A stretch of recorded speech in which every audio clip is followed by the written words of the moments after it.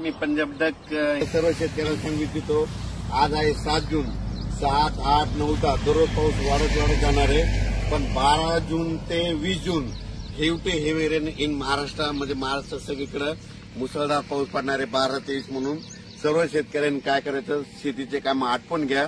आज आणखी 2-3 दिवस देखील आहे, पण आज देखील राज्यात भाग बदलत पाऊस पडणार आहे, म्हणून हा अंदाज लक्षात घ्यायचा. त्याच्यानंतर 12 ते 20 पाऊस पडणार आहे. सगळ्यात जास्त पूर्व विदर्भ, पश्चिम विदर्भ, दक्षिण महाराष्ट्र, उत्तर महाराष्ट्र, कोकणपट्टी, खानदेश, मराठवाडा सगळीकडेच पडणार आहे. पण राज्यातल्या सर्व शेतकऱ्यांना सांगू इच्छितो की म्हणजे आज 7 जून पासूनच राज्यात, मी म्हटलं होतं ना 6 जून पर्यंत तुम्ही कामं आटपा.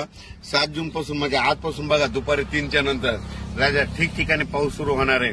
काल देखील खूप ठिकाणी पाऊस झाला. नाशिककडे झाला, पुण्याकडे झाला, दौंडकडे झाला. आज देखील पहाटे सोलापूरकडे खूप झाला. असाच पाऊस काय होणार, दररोज वाढत जाणार आहे. पण 12 ते 20 मात्र राज्यात मुसळधार पाऊस पडणार आहे, म्हणून हा अंदाज लक्षात घ्यायचा.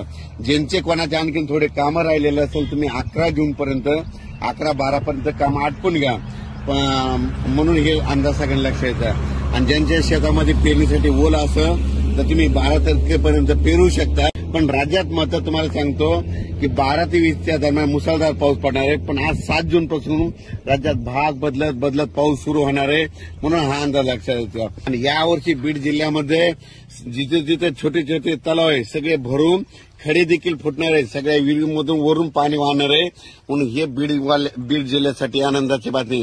कारण की ज्या वर्षी मान्सून पूर्वेकडून येतो ना, त्यावर्षी सगळ्यात जास्त पाऊस बीड जिल्हा, नगर जिल्हा, धाराशिव, लातूर, त्याच्यानंतर सातारा, सांगली, सोलापूर, कोल्हापूर या भागात जास्त पाऊस पडतो.